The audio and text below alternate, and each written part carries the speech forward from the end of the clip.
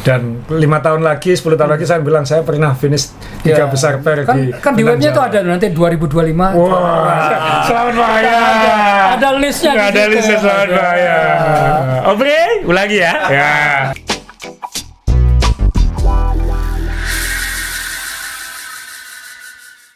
Ini dia, pas benar 2332. Luar biasa. Luar biasa. Wah nih. Selamat datang. Terima kasih. Boleh ngomong sedikit nggak? Aku 10 kilo terakhir nyiapin pidato soal. Iya, oh di dalam, Nah, iya, biar iya. jelas. Iya, iya. Di Joko yang hebat. Joko pilotnya. Joko pilotnya. Dia kalau tanpa aku mungkin bisa lebih cepat. Tapi kamu tanpa dia? Tapi kalau dia nggak sama aku, dia nggak juara 3 gitu. Bisa. Iya dong. Iya betul. Kan juara 3-nya bukan Joko, tapi kecepatanku kan. Joko lebih cepat dari itu soalnya. Wih, gravelnya yang pakai Journey KS nggak bisa dikejar. Gimana Mas? The best event in Indonesia. Ada 3 event terbaik di Indonesia setelah pengalaman saya. 1 bentang Jawa yang untuk ultra dan yang gila-gilaan, paling bergengsi. Kalau untuk yang mass masih punya saya, Promocom. Kalau yang untuk profesional, Tour di Banyuwangi Jet. 3 event terbesar Indonesia, terbaik. Brevetnya? Yang penting nggak punya utang. Izin ini buat Abah dan Ibu, Pak Dahlan dan Bu Dahlan, selamat anniversary ke-50. Wah, hari ini? Hari ini apa besok? Lupa aku. Besok ya? Tanggal 17. Cuman karena saya ikut bentang Jawa, jadi acaranya ditunda tanggal 20. Waduh. Jadi bayangkan betapa dosanya saya kalau nggak finish, karena anniversary 50 tahun itu tertunda karena saya ikut bentang Jawa. Jadi salahin Mas Rifa. Terus sama Nanti saya salahin Mas Reddy. Iya. Dan seminggu ini ya, tanggal 17 ayah saya ulang tahun, Pak Dahlan ulang tahun. 17. Agustus besok. Besok? Ya. Mertua saya Pak Rinto ulang tahun juga. Tanggal 17 besok. Ibu saya barusan ulang tahun waktu kemarin start. Waktu start Di kemarin. tanggal 11 dia setelahnya. Wah, ini banyak minta izin ya berarti ini? Makanya kalau sampai nggak finish ini yang di depan ini. Jadi Banyak minta izin ya iya. berarti ini? Jadi mertua ulang tahun, abah ibu ulang tahun, anniversary ke-50 mereka. Alhamdulillah finish. Makasih.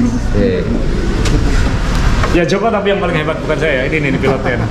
Pilotnya. Cuman kadang harus diingetin aja sih. Kenapa? Jangan kencang-kencang ya? Ya enggak, dia kalau melihat ada kelap-kelip lereng itu dikejar sama dia. Woi, kita nggak balapan sama itu, woi. Kita balapan sama yang jangan dikejar, apa Asril. Tim order. Om Rifa bisa minta tolong nggak? Kan kalau tahun depan nggak pakai gravel kan, berarti tahun ini paling spesial. Iya. Jadi dari kemarin ini udah banyak yang finish, kayak hampir berapa puluh ya orang udah finish Ya. hari ini. Pada rata-rata minta kalau bisa gravelnya dipanjangin. Oh, tak panjangin 85 kilo. supaya adil sama yang tahun depan. Gitu. Kayaknya Enggak. ternyata kok pada seneng, kirain kan pada ya kan karena ditutup ya. Nggak ada pilihan kan ini? Kan nggak ada pilihan ya. Iya. Daripada kita pilihnya naikin ke Ijen, belum ada yang finish hari ini kayaknya. Gitu, paling Steven doang yang finish kayaknya. Ada terus. Punya Ivo, kalau tahun depan mau PH sama aku mikir dulu ya.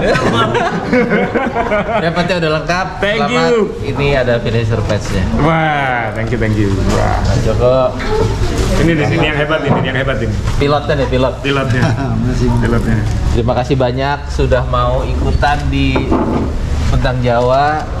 Dibikin susah, tapi finishnya masih ketawa-ketawa, tapi bener gravelnya kurang banyak. Nah, wes kalau gitu. Oke, thank you. Eko, makasih banyak.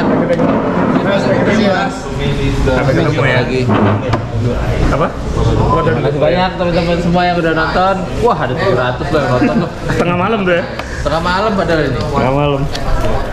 Teman-teman, lagi kita akan bahas tentang hasil Bentang Jawa 2025. Kali ini dengan pelengkap podium pair Bentang Jawa. Mewakili runner up Abah Asril Kurniadi, mewakili nomor 3 yours truly Azrul Ananda. Yeah.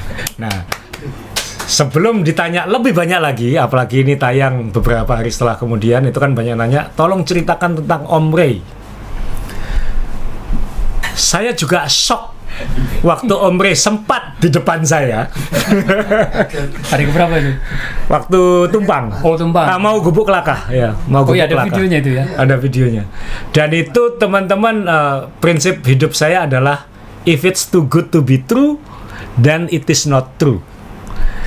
Jadi lebih baik saya ngomong waktu itu, udah kamu aja yang ceritakan gitu Omre. Jadi Omre yang akan cerita. Jadi mungkin ketika ini tayang Omre udah cerita apa yang terjadi. Saya bilang lebih baik kamu yang cerita supaya itu lebih versimu dan lebih gentleman kayak gitu.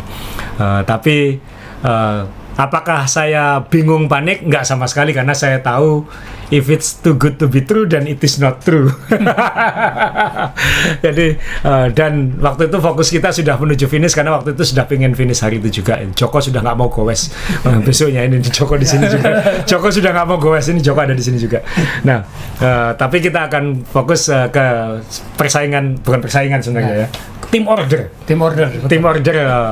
tim kita, karena Yusuf Kibar dan ayahnya Pak Ribut itu luar biasa, ceritanya sangat humanis, dan mereka berhasil finish pertama kategori per, finish secara teknis per 1, per 2, per 3 finish di tanggal yang sama. Di hari yang sama ya. Hari yang sama, hari Jumat tanggal 15 itu.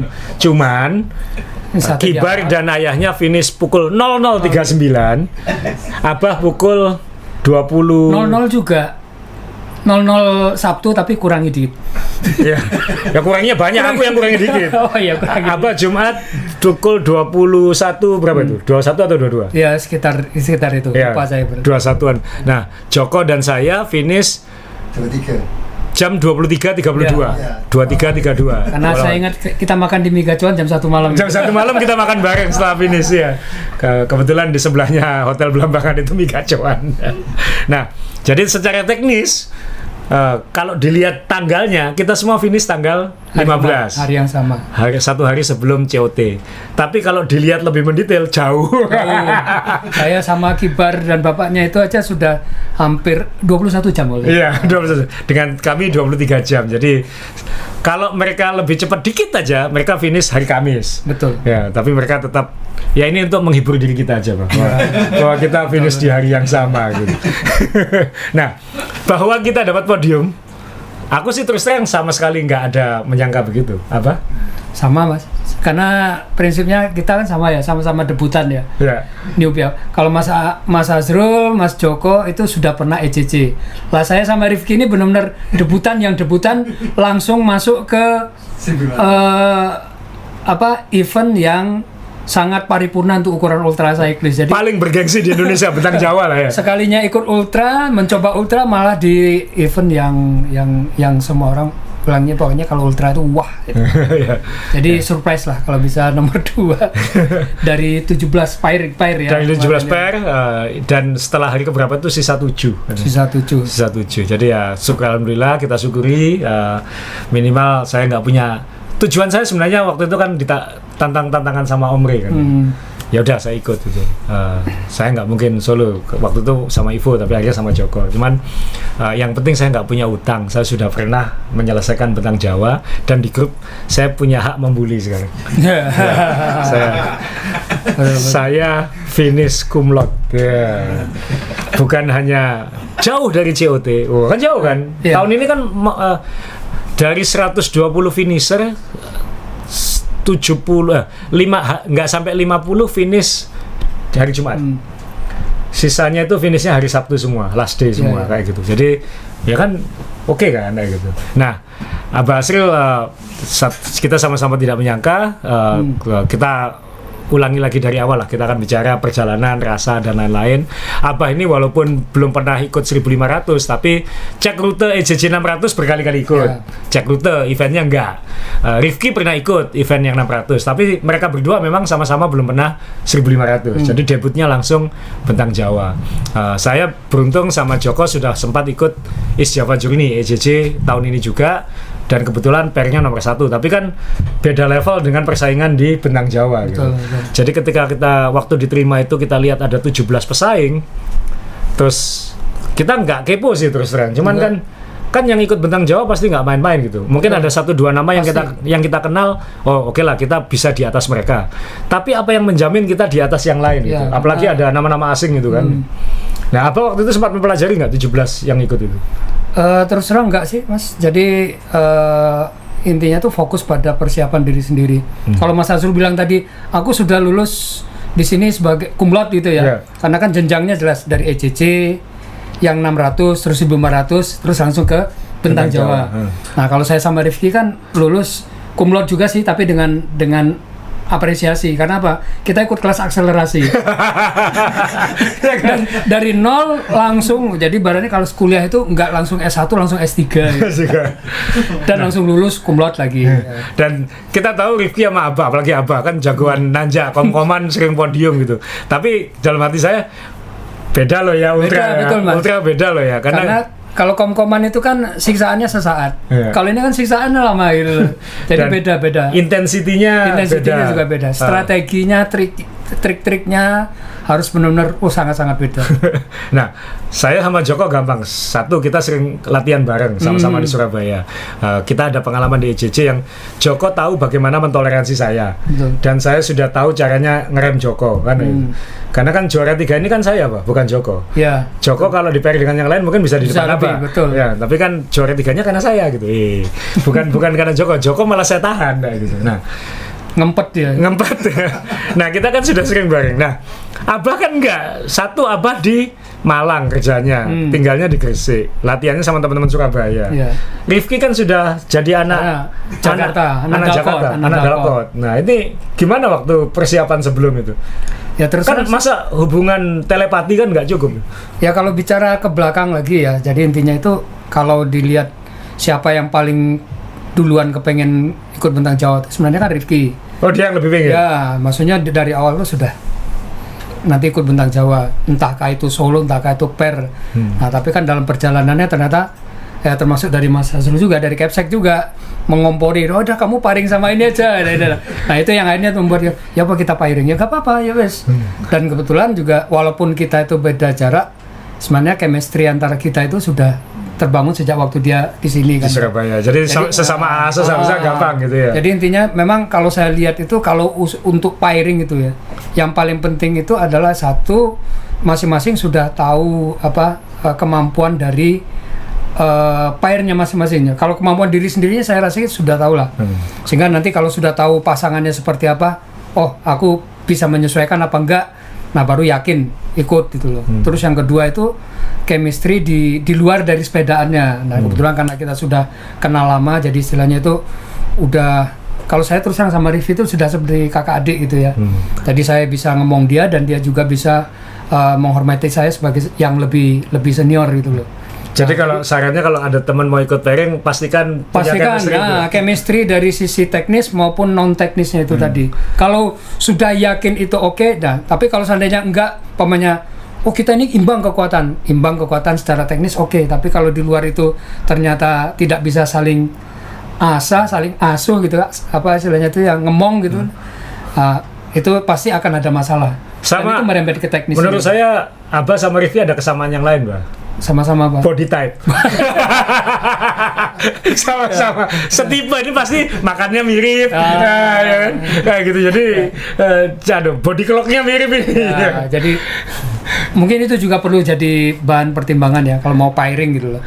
Saya nggak bicara yang masalah solo. Jadi fokus pada apa yang kita pilih adalah sebagai pasangan pairing gitu tadi. Nah, latihannya ideal nggak? Kalau dia, saya lihat itu cukup intens untuk latihan-latihan. Oh, dia niat sih. Ya, jadi sampai bahkan beberapa rute yang kemarin dilewati Bentang Jawa sudah dia lewati. Dan itu termasuk poin plus juga buat kita kemarin. Jadi saya kan buta lokasi, dia tahu. Jadi gini. Oh, udah enak, berarti rutenya dia tahu. Tapi begitu nanti masuk Jawa Timur, dia yang gantian buta, saya yang kenal. Sini nanti gini. Ya, jadi ya kita itu tadi saya katakan kita saling isi gitu loh. Nah itu aku ingat Abah cerita bagaimana siapa menentukan pace itu. Betul. Kesepakatannya apa itu? Kesepakatannya intinya ya kalau di itu kita berusaha untuk saling saling saling membantu gitu ya. Pada saat yang ini capek, mungkin ini kita yang ini di depan. Tapi kalau kondisi masih sama-sama fit, kita gantian itu waktunya nggak terlalu banyak. Jadi umpamanya dulu kemarin sempat 10 kiloan ganti narik, setelah itu mungkin sudah mulai capek tiap 5 kiloan, terus mulai jenuh tiap 3 kiloan, jadi biar nggak jenuh aja gitu. Nah setelah itu, kalau ditanjakan intinya yang kuat lebih kuat menyesuaikan yang tidak. Jadi intinya kita nggak boleh ini. Nah, yang paling ekstrim itu waktu di Jemplang ya. Jadi kita udah janjian di bawah. Ini pasti nuntun loh, dia bilang. Saya yang sudah berapa kali lewat sini aja sudah yakin nuntun. Kamu nggak pernah kan? Rifki nggak pernah ya? Karena makanya saya bilang perjanjiannya apa? Kalau satu nuntun semua. Ya jangan jauh-jauhan kan? Iya, nggak boleh.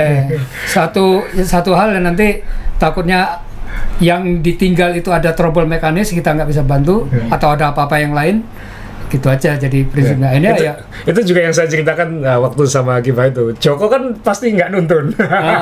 Saya pasti nuntun. Nah Joko sempat nggak kelihatan hilang. Saya telepon nih nggak bisa ya kan. Saya bukan apa-apa itu. Takutnya kan ya saya waktu itu masih pagi. Jadi saya yakin masih kondisi fisik nggak apa-apa. Tapi jasin karena kita sudah di altitude kan. Kita sudah di ketinggian, oksigen tipis. Kita nggak tahu ini dan serangan capek itu gimana itu. Dan kerasa memang semakin ke atas itu semakin berat baik sepeda maupun badan kita sendiri. Dan saya waktu itu kan mulai nanjak Jemplang itu di Coban Pelangi itu saya lihat jam 9:30 malam. Beda dengan merasakan masih pagi ya. Mungkin suasananya pasti beda. Malam itu sudah luar biasa. Itu yang titik di mana saya merasakan bahwasannya inilah saya nggak bisa jumawa istilahnya sombong gitu ya. Saya lewat sini berapa kali ya suka nggak nuntun nggak masalah. Tapi kemarin itu benar-benar dikasih pelajaran aja tak suruh nuntun 9 km. 9 km tiap 10 langkah ambil napas. Oke Pak, mundur ke start.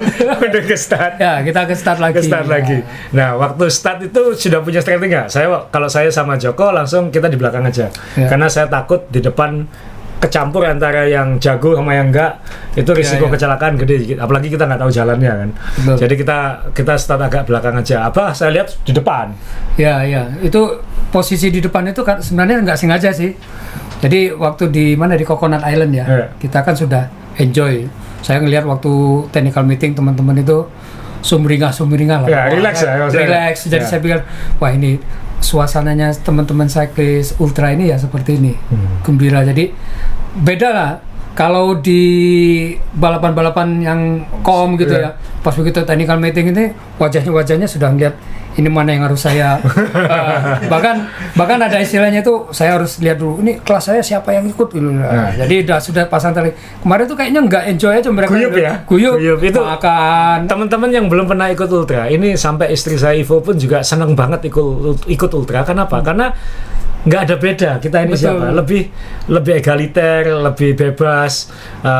Yang kan kita akan menjalani suffering yang melebihi mayoritas gitu. Jadi lebih rileks memang, lebih menyenangkan. Ya. Jadi seolah-olah seperti kita ini nanti akan jadi teman seperjalanan yang ujian, tantangan dan segala macam itu sama gitu loh. Jadi ada sambil makan itu sharing gini. Bahkan saya sempat waktu itu makan sarapan pagi kan bareng sama Stephen Lin, sang juara itu. Saya tanya-tanya gini strategi. Dan saya sudah tahu dia target hari Rabu itu sudah tahu. Waktu dia ngomong itu sempat kecetus ngomongnya Selasa malam. Saya cuma bilang kalau melihat dari performamu waktu Dolokom kemarin, saya bilang saya yakin kamu bisa. Cuma mungkin kalau ada trouble yang sifatnya mekanis maupun fisik gitu ya baru akan bisa mengalah lagi. Tapi kayaknya kemarin fit banget gitu. Semua fit, semua mendukung lah. Semesta mendukung dia. Dia lari, dia nggak kena hujan, Pak. Di hari pertama Semesta itu. Karena mendukung. dia sudah duluan. Betul. Saya di depan itu karena apa? Karena waktu mau start tuh agak telat. Jadi begitu situ belakang tuh udah penuh. Akhirnya kita baru turun langsung start. Jadi teman-teman posisi startnya ini lobbynya Coconut Island. Startnya kan di depan begini. Ini lobbynya, tangga turunnya. Nah, yang depan kan di sini. Jadi apa turun di sini ya? Saya mau nggak mau di depan. Saya standby di belakang sini. Gitu. Tadinya nyari-nyari Mas Hasrul biar gabung bareng sama tim NSD kan ya. Tapi ternyata sudahlah di sini nggak apa-apa. Akhirnya ada sama Rifki bikin red plan nggak, Pak? Enggak, jadi kita waktu hari pertama itu targetnya adalah sedekat mungkin dengan CP1. Jadi belum ride plan kita itu adalah hari pertama sedekat mungkin dengan CP1, di situ kita istirahat. Dan ternyata waktu itu ngejarnya itu di namanya Tegal Bulet ya. Tapi ternyata dapatnya juga sebelum Tegal Bulet, karena begitu pertama itu kan Tegal Bulet itu setelah tanjakan, setelah Pelabuhan Ratu iya, ya. itu kan kena hujan ya. Iya. Nah, kena hujan, trouble kita pertama adalah pairing saya ternyata bukan ternyata ya, kan pakai sepedanya rim brake. Jadi kita waktu di tanjakan itu sudah jauh gitu, tapi begitu turunan handicapnya keluar. Jadi ditekan sampai habis, ini Dia nggak sepeda itu berani. akhirnya dibantu dengan sepatu untuk ngeremnya. Nah, saya kan nggak bisa meninggalkan, jadi ya saya tunggu, takutnya ada apa. Pokoknya kalau ada apa-apa dia masih punya saya untuk ditabrak lah, biar nggak bablas ke jurang gitu ya. Nah, udah saya jaga aja di depan. Jadi nggak ada misalnya ya kilometer berapa, di mana nggak? Pokoknya Jadi strategi kita hari pertama itu ada sedekat mungkin dengan CP1, dan akhirnya waktu itu dapatnya kilometer, ingat saya, kilometer 311. Itu jam hampir jam 1 ya, setengah 1 dini hari ya. ya, dini hari. Ya itu teman-teman, ini kenapa saya tanya itu, karena saya komparasi aja, ini pengalaman dari EJJ juga sih. Saya selalu bikin ride plan yang detail. Saya nggak Catatan, rumus. catatan. Jadi begitu rutenya keluar itu kita konversi ke Google Maps segala macam, kan kita bisa tahu ada restoran apa, minimarket di mana, itu ada. Jadi saya benar-benar detail nih. Day 1, wah, 0 Pantai Carita. Kilometer 39 belok jalan kecil, karena itu bahaya. Belok jalan kecil sampai 51. Habis itu ada gravelnya lagi kan. Ya. Terus habis itu baru ada minimarket KM 60. Kemudian ada rumah makan Padang KM 80. Ini saya tulis. Terus tanjakan mulai KM 165 itu saya detail. Terus kemudian targetnya adalah, karena saya sebelum EJJ itu sebelum Bentang Jawa itu sempat sakit, jadi diwanti-wanti konservatif. Istri saya ngomel-ngomel, Ivo kan termasuk ngomong ke grup kan, ngomong ke Joko jangan aneh-aneh, Abah Asri itu jangan ditantangin gitu. Jadi pokoknya tidur Pelabuhan Ratu. Jadi kita tidur Pelabuhan Ratu. Masalahnya salah tulis. Hotel terakhir di Pelabuhan Ratu itu saya tulis 242, ternyata di 239. 239. Jadi Makanya kita sempat papasan kita. sempat bablas. Jadi kita lewat, puter balik, ketemu Abah. Iya. Loh, Abah naik, kita turun, kita kembali ke hotel. Kenapa? Ini kalau saya terusin harus lanjut komit sampai yang Abah bilang itu. Jadi kan, wah ini kalau aku kondisi nggak fit, jangan gitu. Jadi akhirnya berhenti di situ. Nah, masalahnya nyampe ke Pelabuhan Ratunya pun itu di luar jadwal. Jadi ini kan ada gambaran target jam ya. Saya pengen jam berapa nyampe, jam berapa nyampe. Tapi karena hari pertama itu satu spok saya putus, KM 73. Iya, iya. Terus kemudian untung belajar dari EJJ bawa spok. Jadi masangnya Joko cepat banget, 15 menit, nggak sampai setengah jam udah jalan, walaupun agak oleng gitu. Jadi sampai finish tuh agak oleng ya. Terus kemudian kena hujan lebat. Ya. Apa kena hujan lebatnya di mana waktu itu? Di atas kan? Iya, Cikoto itu kan ya. Pokoknya ya tadi masalahnya sampai nggak bisa ngerem itu kan, Iya. karena hujannya dia di tanjakan itu. Kalau jangankan nggak bisa ngerem, saya trauma lubang, Wak. Karena hujannya itu teman-teman, hujannya itu benar-benar hujan deras banget, petirnya tuh kencang banget, dan sampai kayak kolam susu kan. Ya, air ngalir di jalan itu. Kayak kolam susu, dan takutnya kalau ada lubang nggak kelihatan. Betul. Dan saya barusan beberapa bulan lalu itu saya pikir aman, saya lewat air, ternyata lubang dalam, saya salto gitu. Nah ini kan hari pertama kejadian konyol gitu. Iya, iya, betul. Jadi begitu ada ayam goreng pinggir jalan, Jok berhenti makan ayam dulu. Toh ini juga sudah jam 5 ya, kita early dinner lah gitu. Habis itu kita gas ke Pelabuhan Ratu. Akhirnya sampai Pelabuhan Ratu ya hampir jam 8 itu, setengah Ya, 8. terakhir ketemu Mas Azrul dan Mas Joko itu kan di Pelabuhan Ratu. Kita makan nasi goreng, Mas Azrul lewat, biar aja. Aku tahu dia tidur di sini. Rifki itu sudah loh, kita disalib. Biar aja. Aku yang ngerti kerpean deh. Udah ngerti kerpeannya. Loh, kita waktu kebablasan itu kan kita berhenti di toko ya, Jok ya. Kita berhenti di toko dan tanya, "Bu, hotel ini di mana?" Ya mohon maaf ya, orang Jawa Timur jauh lebih mau menolong kalau kayak gitu. Ini nggak tahu. Waduh. Akhirnya buka Google Map. Ya kelewatan 3,8 4,7 kilo kelewatannya. Waduh. Turun, lanjut naik. Turun, lanjut naik. Saya teriak, turun gitu kan daripada gini, maksudnya saya milih konservatif gitu. Udah mending balik aja cari hotelnya lagi gitu. Sekalian makan lah kayak gitu. Kan belum makan di atas itu kan nggak puas gitu. Turun, ketika turun itu ketemu abah naik lagi. Ya, terus kan Pak Pasan, gini terus saya cuma bilang sama Vicky, kan dia bilang, apa kan, tidak hanya kita susul, kita paksa mereka putar balik. Nah, malam itu kita kan akhirnya jam 8, jam setengah 9 kita masuk penginapan, rest maksimal mungkin karena ingin adaptasi hari pertama itu normal karena saya takut sakit aja, apalagi pengalaman EJJ kan saya sempat demam itu. Nah, kita kan di hotel mantau aja sambil makan nasi goreng aja kan.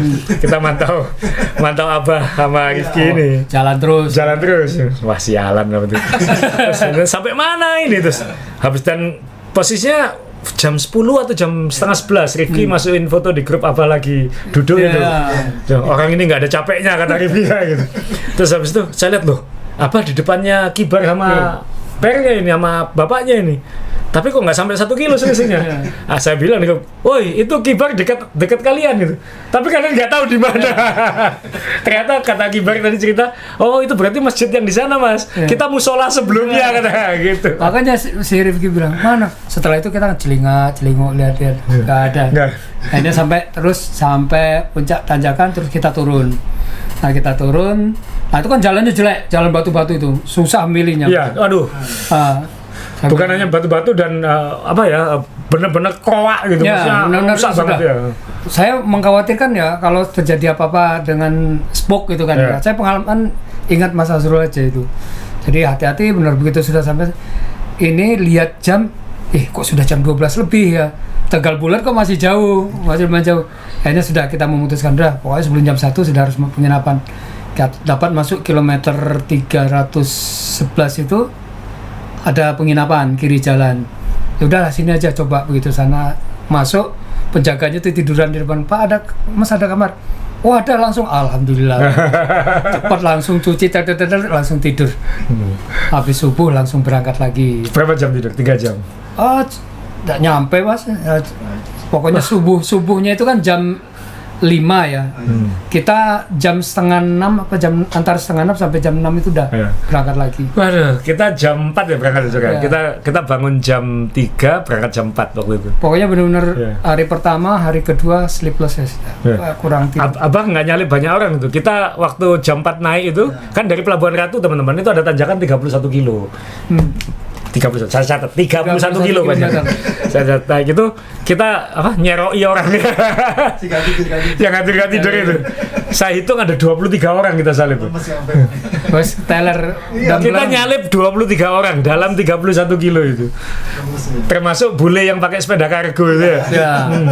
Terus itu awal-awalnya kuat itu mas. Ya. Tapi akhirnya DNF ya, dia crash kan ya, dia crash. Nah, berarti kan hari itu kan kita masih mikir bagaimana survive hari pertama kan, Pak. Belum mikir ranking kan. Apa waktu itu udah hari kedua itu sudah ngelihat ranking kan bahwa kita nomor 2 ini atau kita punya potensi juara ini. Kita waktu masuk hari kedua itu kan juga kena hujan ya. Hujan deras terus akhirnya masuk ke Ranca Buaya itu sudah mulai terang lah. Abah kena hujan, kita enggak. Ya. Kita enggak, kita kena becek ya. Kena becek. Begitu sudah masuk Ranca Buaya kan itu kan tanjakan ya. Habis itu kan turun. Wah, habis. Bayangan saya kan Ranca Buaya sudah flat, paling angin aja. Ternyata mau masuk Ranca Buaya ketemu jembatan, kayak papan tulis. Turun. Kayak papan tulis gitu ya. Nanti turun lagi terus ketemu jembatan gini lagi. Terus saya bilang, lama-lama saya bilang ketemu turunan saya udah gak seneng karena setelahnya mas. Itu baru Ranca Buaya. Nah begitu sampai di CP1 baru saya lihat itu, Mas Azrul lumayan ini di posisi. Terus saya lihat di posisi yang pair yang sesudahnya jaraknya ada lumayan jarak lah. Wah ini baru di situ yang setelah CP1 saya baru merasakan bahwasannya wah ini ada peluang ini tim NSD podium 2-3 ini. 2-3 ya. Cuma nggak tahu nanti siapa yang 2, siapa yang 3. Karena kan saya realistis karena ini ultra. Tidak hanya masalah kekuatan tapi ada faktor faktor X kita nggak tahu ya. Kita nggak tahu apa gitu loh. Jadi teman-teman ya, ada yang kita akan punya experience yang berbeda gitu. Kayak hari pertama Stephen Lin nggak dapat hujan. Betul. Karena dia di depan, yang tengah belakang kena hujan. Kayak Abah berangkat duluan ke arah Raja Buaya, Abah kena hujan. Saya yang berangkat jam 4 pagi dari Pelabuhan Ratu nggak kena hujan. Jadi memang kita akan merasakan tiap tanjakan, tiap rute itu suasananya bisa beda. Betul. Ada yang dapat malam, ada yang dapat pagi, ada yang dapat siang. Jadi variabelnya banyak, cuman tidak semua orang mendapatkan variabel itu gitu loh. Iya. Ada yang kena macet, ada yang kena kosong kayak gitu. Nah, tapi Mbak, saya punya pertanyaan yang sebelum Raja Buaya itu, sebelum CP1 ya. Itu kan kita berhenti makan di kilometer 501 ya, Cok ya. Kita makan di 501, kita makan sup itu. Saya lihat Abah ini kilometernya nggak nambah-nambah gitu. Kok nggak 501 dong? Enggak, itu di saya. Abah sudah 500. Abah sudah menuju CP. Kita jam CP1. CP1. CP1 kan 455. Berarti belum 500-an loh. Sorry, bukan 501, 401. 400-an Ya, 401 kita makan. Makan siang jam 1 siang itu.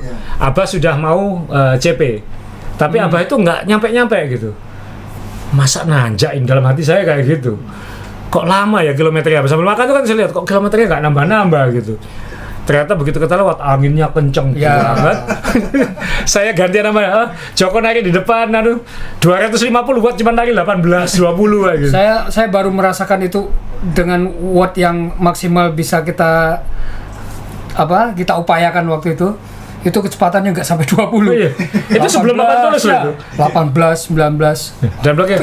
Makanya begitu lewat aku bilang Jok ini pasti karena Abang nggak pakai tanduk dan dua-duanya kayak layangan ini. Dua-duanya kayak layangan ini. Di sini pasti ampun ini. Sedangkan saya kan ada saya yang agak berat gitu kan, bisa agak membelah gitu. Habis itu kena papan tulis. Nah, waktu kita nyampe CP jam 5 sore kita nyampe ya. Oh, Abah barusan setengah jam yang lalu berangkat gitu kayak gitu. Nah, pas kita keluar itu, nah setelah CP itu kan juga, wah ketemu ini saya hitung itu Mas, ada 16 turun set turun pokoknya ketemu jembatan papan tulis kita udah diingetin di CP ya Mas habis ini ada 16 kali katanya. Itu yang bikin aduh nginep mana ya, karena kan di plan saya teman-teman. Di plan saya itu pertama kali saya misplan Bang. Ya. Jadi ketika hari kedua itu sudah ada plan A, plan B. Plan A adalah kilometer 532, berarti CP1 plus 80. Karena itu ada penginapan. Setelah melewati hutan itu, Pak, yang kayak Baluran. Iya. Tapi karena kita jam 6 berangkat itu udah gelap dan udah agak ngepir kena 16 kali roller coaster itu, opsi berikutnya adalah di 491. Di aku lupa nama tempatnya yang banyak, tapi banyak villa, banyak hotel di situ. 30 kilo dari CP itu banyak penginapan. Malah akhirnya kita di 484, nggak sampai 491. Udah hotel pertama kita langsung mikir. Dan Jam berapa itu? Itu masih jam 8 ya, masih 8 malam. Jadi kita karena saya ingat persis waktu hari kedua itu target saya sama Rifki itu Pangandaran. Sebenarnya. Tapi kok Pangandaran? Iya Pangandaran ya. Pandeglang atau Pangandaran? Pangandaran ya. Pangandaran. Nah, ternyata itu kan hujan. Dan Rivi bermasalah lagi dengan rim brake-nya. Wow, dia udah nggak bisa cepat ini. Turunan kan lumayan panjang. Waktu itu ketemu si Arif anak Jakarta itu. Mau maghrib, akhirnya kita ajak, sudah mampir dulu makan di sini. Makan sambil ngecas HP dan segala macam. Baru ngeliat posisi. Mas Azrul loh jaraknya. Ini kalau kita lama di sini nyalip ini. Nah, sebentar lah tahu-tahu Citra. Kan kayaknya waktu itu Citra sempat di belakang kita ya. Teman-teman Citra yang juara cewek itu sebenarnya di belakang kita. Cuman dia nggak tidur. Tahu-tahu tak lihat dia mandek ini. Dia berhenti. Ayo siap-siap. Kita jalan terus. Nah, begitu kita jalan tahu-tahu itu bareng Citra lewat. Citra belum lewat. Terus kita jalan ketemu waktu itu namanya Cikalong ya, Cikalong sebelum Cikalong. Jangan tanya saya nama-nama tempatnya. Namanya Cikalong, kita berhenti situ karena hujan deras sekali. Begitu berhenti ada. Oh ya malam-malam itu hujan deras. Hujan deras sekali. Untung ya, Cok ya. Kita masuk penginapan. Saya nyuci, saya gantung di luar. Kan kayak model kayak hotelnya kan di pinggir pantai kan itu. Jadi kan kamarnya kamar-kamar model luaran gitu kan. Jadi saya taruh di luar, baru beberapa tempat tidur jam setengah waduh keluar lagi masuk lagi baju-baju itu. Wah ini yang di luar hujan lebat ini aku bilang kayak gitu. Saya tadinya mau terus, tapi kok hujannya tambah deras tambah nggak kelihatan. Buka kacamata pun juga nggak kelihatan. Udah kita meripir dulu. Berhenti di warung, terus ada beberapa teman juga berhenti di situ. Terus ngobrol-ngobrol. Kamu rencana berhenti di mana? Ya sama, kita ngejarnya sih di Pangandaran. Terus Mas yang itu bilang, wah kalau ini Pak, yang udah kalau kayak gini sih realistis kita ngiup sudah di sini butuh waktu lama. Paling dekat apa? Kita lihat ini, oh Cikalong nggak ada penginapan. Setelah aja, pokoknya sebelum Pangandaran itu ada namanya Parigi, itu juga banyak pilihan penginapan. Terus sama Rifki, ya Pak, ya udah jalan aja lah. Kita jalan nanti saat nemunya. Akhirnya setelah Cikalong memang nggak ada penginapan. Tapi setelahnya waktu di Cikalong kita sempat tanya orang, nanti ada Pak, di situ ada apa namanya? Homestay gitu. Bukan, berapa kilometer di depan itu ada area wisata pantai, namanya apa lupa saya. Di situ banyak ada penginapan, tapi mungkin Rifki ngecek di Google Map, nggak terdata di situ, nggak ada. Iya, aku bilang nggak semua penginapan itu ada di Google Map. Jadi jangan terlalu berpatokan di situ. Kalau ada di situ oke, tapi nanti kita coba jalan. Ternyata benar. Iya, begitu dapat.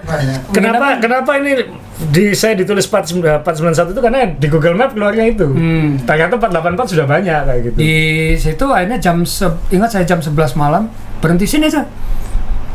Penginapannya bagus, tapi kok kuncian gitu loh. Langsung saya tak ketok-ketok, panggil, keluar, orangnya sudah tidur yang jaga. Alhamdulillah masuk. Setelah kita masuk, beberapa orang begitu kita sudah di kamar dengar bunyi tik. Oh, ada yang nginep di sini. Tik. Itu jam berapa ya? Itu sekitar jam 12, jam 1 tuh. Pokoknya kita sudah rebahan gitu dan tik. Wah, ini. Nah, ya itu berarti setiap hari sampai jam 1 malam itu. Wah, kita enak aja, kita jam 8, jam 9 udah masuk hotel. Pak Dondi apa bilang, kamu disiplin ya jam 8, jam 9? Iya Pak, yang penting speed kita segini gitu. Tantangannya kan hari ketiga, begitu keluar dari hotel kan sudah hujan. Oh iya, hari ketiga itu luar biasa itu. Hari ketiga itu luar biasa, itu hujan dari pagi sampai sore kalau kita itu. Ya, benar-benar seharian. Jadi ya apa? Ya apa bilang pokoknya sesuai dengan berarti Abah waktu masuk Pangandaran hujan? Hujan. Iya, kita kering. Tapi begitu keluar Pangandaran, hujan lagi ya. Nah, jadi begitu keluar penginapan itu ada kresek gitu loh, saya pelindas. Yo, apa sih terus jalan. Itu jalan baru dapat 2 kilo ada ibu-ibu. Ternyata yang jaga hotel bawa kresek itu tadi. Mas, ini baju. Terus ternyata bajunya Rifki jatuh. Pak bilang, oh ternyata sempakmu yang jatuh tadi, tak melindas tadi. Aku sempat melindas, saya pikir orang buang sampah di jalan. Ternyata sempaknya Rifki dikereseki gitu ya. Itu hujan-hujan itu. Alhamdulillah ketemu ibu-ibu baik, kalau enggak tuh udah hilang barangmu satu. Kita itu kehujanan. Yang hari ketiga tuh kayak ikan asin. Wah, sudah hari ketiga itu dari mulai pagi sampai sore hujan. Aduh, itu nyebelin itu. Kita tuh mau berangkat jam 4 aja. Kita mau berangkat jam 4, hujannya deras banget. Tunda jam 5. Hujannya mereda, agak gerimis. Sudah berangkat. Baru berangkat 1 jam, hujan deras lagi. Terus akhirnya cari warung gitu ya. Ada warung ibu-ibu, warung prasmanan itu. Di hutan itu, nggak tahu gimana. Terus, Bu, boleh masakkan telur dadar goreng? Iya, cepetan ya Bu, ya kita kelaparan gitu ya, dimasakin. Terus akhirnya di Pangandaran baru berhenti sarapan nasi kuning loh situ ya. Setelah itu jalan lagi, hujan lagi, sampai mana akhirnya hari ketiga itu nginep di mana ya Pak, lupa saya. Itu sebenarnya habis Pangandaran saya dikasih tahu, kan ada kolega yang ngabari, Mas lagi di Pangandaran itu di depan ada pondok pesantren binaannya orang tua saya kayak gitu, Sabilul Mutakin namanya. Loh, saya kan belum pernah ke sana kayak gitu. Oh iya gitu, iya aja kan. Pikirkan saya memang mau mampir kan, nggak mungkin mampir kan kayak gitu. Betul. Nah, saya konyolnya waktu di Pangandaran itu kan kita memang jam makan siang ya Jok ya. Kita jam makan siang di situ. Terus di pinggir jalan itu ada pring sewu. Aku pengen makan enak. Aku pengen makan enak gitu. Aku udah cukup makanan pinggiran ini, aku pengen makan enak. Mumpung timingnya pas. Ya. Belum tentu lagi kan. Betul. Nah, ternyata ke Prinsewunya itu kan kerikil semua gitu. Oke, kita makan enak, santai, toilet beres semua. Pokoknya wah fresh, siap gas. Baru jalan keluar restoran bocor benar. Bocor, dan yang konyol, yang bocor satu tapi butuh ngompa dua, Pak. Kenapa? Yang konyolnya, mumpung sambil berhenti saya top up yang depan gitu. Iya. Ketika saya top up pakai elektrik pump itu, Patah. ketika saya tarik kecabut gitu. Aduh, jadi apa? Jadi harusnya jam 1:04 berangkat, jam 2 baru berangkat. Akhirnya geser lagi waktunya. Tapi ya habis itu jalan lagi terus nyari tambal ban yang bisa, karena pompa elektrik kan habis. Joko pompa manualnya Joko kan kelamaan itu. Iya. Cari kompresor nggak ada yang bisa. Ya udahlah kita paksain jalan dulu aja gitu. Toh cukup lah kayak gitu. Saya ingat persis itu waktu mau masuk Cilacap, terus kan pas di pertigaan itu rumah makan bagus itu. Situ benar-benar rasanya booster itu. Saya ingat makannya itu sop iga. Kita makan sop iga sebelum CP ya. Begitu makan di situ, Mas Joko sama Mas A udah deket loh ini. Jadi selalu begitu ya, udah deket lah ini ya. Udah dekat ini. 30-an kilo lah, pokoknya 30-an, 30-40. Udah, begitu jalan, terus langsung ke arah Kebumen kan. Itu masuk Kebumen itu sudah mau menjelang Itu yang flat pohonnya. Sore di situ yang saya sempat ketemu Om Egi dan segala macam. Turun ke arah mana? Ke arah Jogja ya. Dari Kebumen. Terus bayangan saya itu kan dilewatkan rute yang dulu saya pernah lewat. Ternyata enggak. Kok tahu lewat mana itu nanjak lagi. Begitu sudah nanjak, turun, masuk Dendels ya. Masuk Dendels itu ingat saya itu setelah maghrib. Saya nggak mengira. Enggak setelah maghrib, pokoknya malam. Iya, kita memutuskan nginep waktu itu sebelum Dendels. Jadi kita nginep lagi. Masalah nginep. Karena aku nggak tahu itu gravelnya seperti apa. Jadi udah Masalah nginep Kebumen saya ingat saya. Nginep ke Kebumen. Jadi kita ambil gravelnya besok pagi aja kayak gitu. Kita waktu itu benar-benar nothing tulus, pokoknya sudah target mana? Nginep Jogja, pokoknya dekat bandara. Masalah juga kan WA, itu ada hotel di dekat bandara gini. Target kita itu target itu udah. Rifki langsung lihat Google Map, ini aja ada namanya Lumintu, ya udah sikat situ. Waktu sebelum jadi Dendelsnya malam-malam itu. Ya, sebelum Dendels itu saya sempat telepon keluarga kan, ngobrol-ngobrol lah di grupnya keluarga saya. Ayo udah deket tuh Jogja ya. Oh iya, tinggal abis ini bayangan saya masuk Dendels cuma berapa kilo lah. Ternyata begitu jam 8:30 masuk Dendels. Loh, ini cuma lihat dari patokannya, saya nggak ngeliat rute berapa kilo, saya cuma ngeliat di munculnya di Garmin itu 9 kilo nanti belok kiri, 9 kilo jalan, begitu 9 kilo udah ditambah lagi 4,5 kilo gitu. Begitu sampai keluar itu hitung, ya Allah 30 kilo 30 kilo. Karena aku diingetin sama John Bumiarjo yang tahun lalu 5 besar ya di Betan Jawa. Seingatku Dendels itu takes time bro, karena makan waktu banget itu. Makanya wes mending kamu ambil siang aja gitu. Walaupun sebenarnya ya gravelnya bukan gravel berat kan. Iya, enggak. Gravelnya tuh mohon maaf ini masih usil ini panitianya gitu ya. Tapi saya sebagai panitia yang juga usil, saya memahami keusilan teman-teman Bentang Jawa gitu. Jadi itu kan ditembak lurus saja bisa kan. Betul. Tapi dibelokkan dilewatin jalan gravel. Nah, ya. itu sudah di tengah itu sudah dekat dengan jalan. Lagi lihat, wah itu lalu lintasnya benar. Belok lagi ke kiri. Iya, udah kelihatan belok lagi ke kiri ya. Joko udah bilang, depan aspal Mas itu belok kiri ya. Jalan gede, dibelok lagi terus. Saya sempat di situ mikir-mikir, kok jalannya kayak dejavu gini, masih muter-muter di sini aja. Ya, saya itu orangnya tetap mengutamakan logik gitu ya. Bayangan saya ya udahlah, memang harus lewat sini. Tapi lama-lama kok ketemunya jalan ini, apa nggak diputer-puterin gitu ya? Udah mulai baca-baca gitu. mulai ini mulai baca-baca gitu, tapi ternyata ya alhamdulillah nggak ada masalah. Sempat yang kita sempat ngulangi ya, saya sama Jawa, jadi ada kenceng jalan kampung gitu, habis di Dendels itu habis gravel ada aspal yang di kampung lurus, ada masuk gang kecil kanan tuk gini kan ya. Itu dia kan kenceng banget di depan, kelewatan kan, kelewatan, putar balik, ini ada 2 gang, ini yang mana ini yang mana, itu ada 2 gang sebelahan begini dan berdekatan banget belakangnya itu. Nah, yang mana ini saya zoom yang mana, jadi kita masuk ke sini lewat, keluar, masuk lagi ke sini, jadi kita dapat dua-duanya. Saya kan pagi itu ya, masih bisa lihat lah. Saya waktu sama Rifki gitu. Jadi pas dapat belokan, ini ya namanya kan mengandalkan sinyal ya. Jadi mengarahkan belokannya itu juga lama, butuh waktu. Jadi sempat ada jeda. Kita sempat masuk belok. Karena saya di depan, saya belok aja masuk belok. Ternyata lo kok lewat situ lah. Ya ini pokoknya jalannya lewat sini. Begitu notok langsung ono suara nyasar kandang kambing. Cepet nanti dikira mau nyolong lagi gitu. Ada balik lagi ke jalan besar. Begitu keluar sana ada yang manggil, Pak, beloknya sini. Oh iya benar. Jadi gangnya tuh deketan banget gini. Iya, jadi antara jalan yang masuk kandang kambing dengan jalannya itu, ini karena ketutupan pohon pisang, nggak kelihatan. Iya, pohon pisang ya. Oke, kita masuk kandang kambing. Jadi ya, ada yang harus kita ulang-ulang gitu untuk supaya kita nggak kita tertib sama disiplin sama rute kayak gitu. Nah, ya itu usilnya penyelenggara, tapi sebagai penyelenggara yang juga usil, very good. Keusilannya, tapi ada faktor. Event yang bagus adalah yang penyelenggaranya ngerti sepeda dan usil. Dan yang di situ faktor plusnya adalah waktu sebelum masuk di Andal kan sudah mulai ngantuk-ngantuk. Ya, Anda malam soalnya, ya. Begitu masuk di Andal sudah nggak ngantuk lagi. Karena matanya harus dipaksa lebih awas. Ya karena malam, kalau siang kan ini gravel apa? Karena dibilang gravel juga itu kan jalan tanah aja sebenarnya. Dan orang-orang di kampung itu yang kita lewati malam-malam semua komentarnya sama, monggo Pak, Pinara, ya nggih. Dalam hati saya bilang Pinara apa ngomong situ. Kita ngejar waktu kok disuruh Pinara. Dari yang maksudnya lo jalan besar itu lo cepet, kenapa lewat sini? Kenapa dibelokin gitu loh. Tapi nggak apa-apa, keusilan yang luar biasa.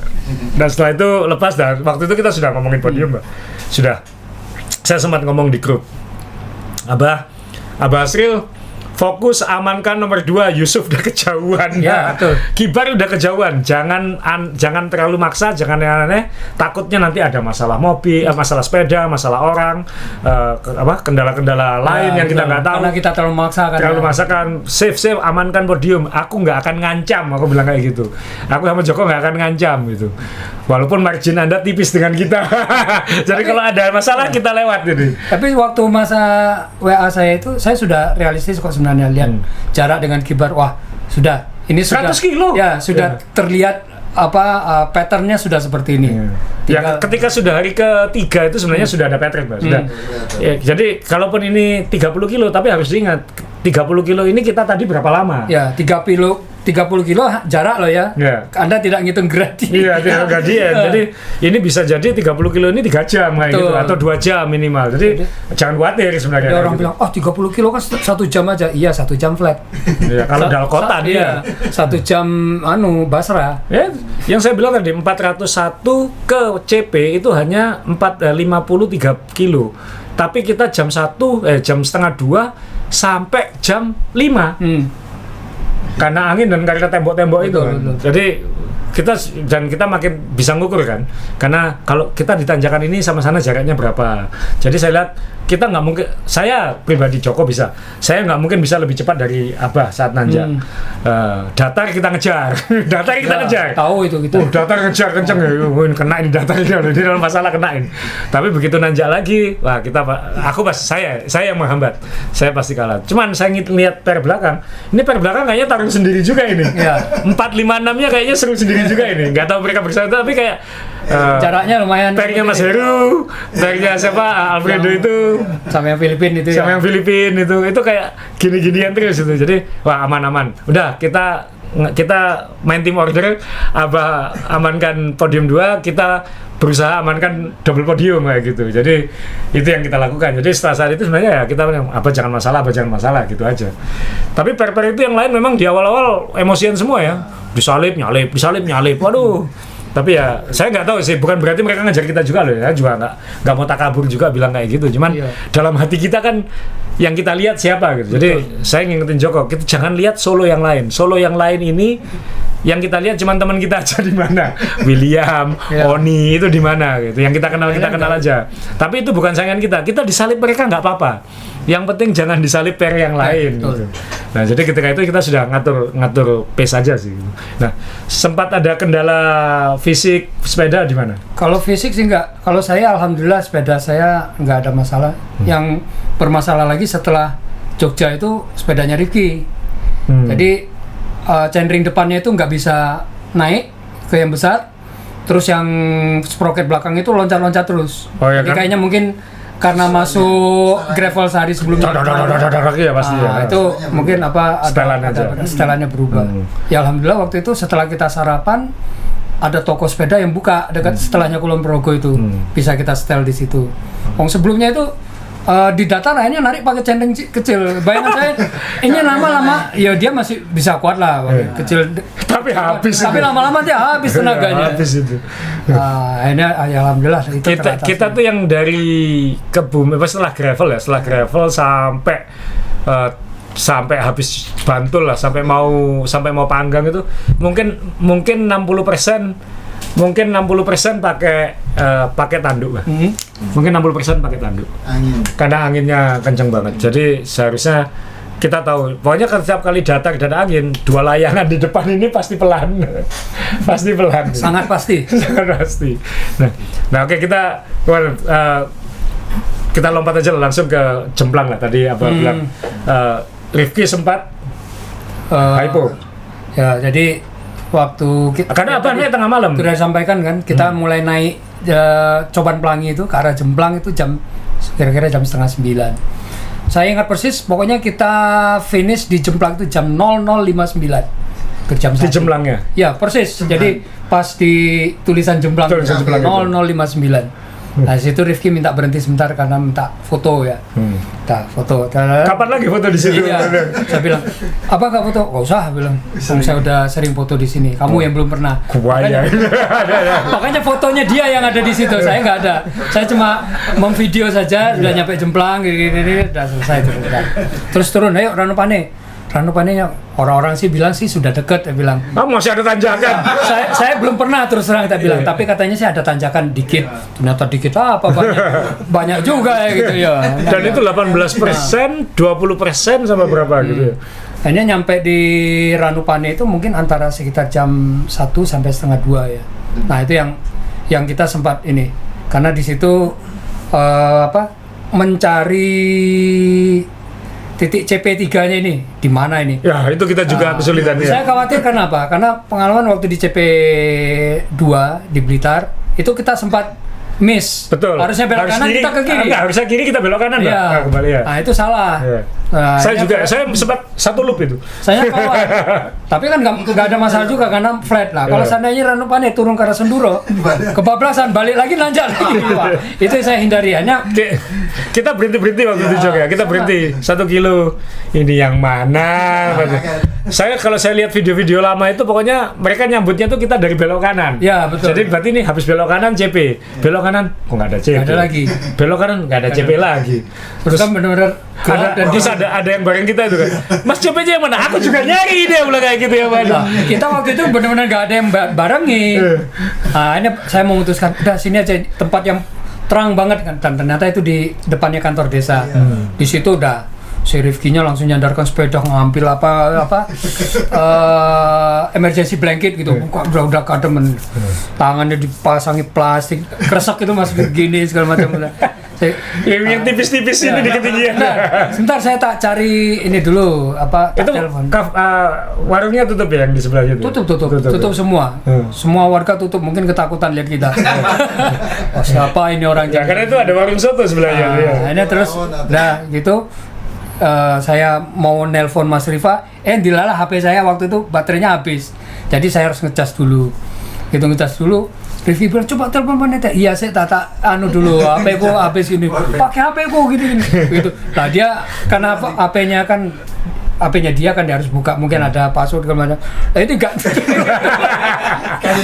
bisa buka lama, saya tunggu. Lama. Akhirnya lama nggak bisa buka. Akhirnya dia baterai saya kebetulan power banknya alhamdulillah kan cepat ngisi, dapat 12%. Akhirnya saya sudah tak pakai. Akhirnya pakai HP saya juga, nelpon Mas Rifa gini. Ada Pak posisinya? Iya, ini abah saya lihat kok berhenti. Itu CP-nya udah di depan tinggal gini. Ya tapi depan itu lurus, ternyata lurus itu masuk lapangan desa, agak maju dikit. Betul. Jalannya. Ya, ada lapangan. Kita pikir di lapangan itu. Betul. Ya. Rifki tadinya juga udah masuk sini enggak? Enggak, saya ingat saya enggak di lapangan kayak gini. Cuma di jalan pinggir. Nah, ternyata saya lihat di atas itu kok kayak ada center gini.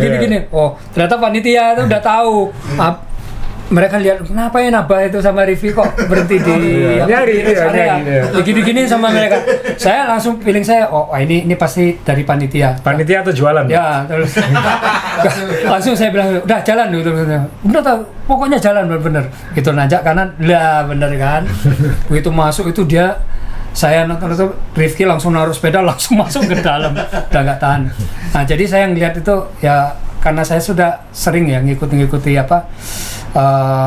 kepecintaan alam macam terus dia sudah mulai kena gejala awalnya hipotermia. Oh. Jadi sudah mulai panik gitu loh.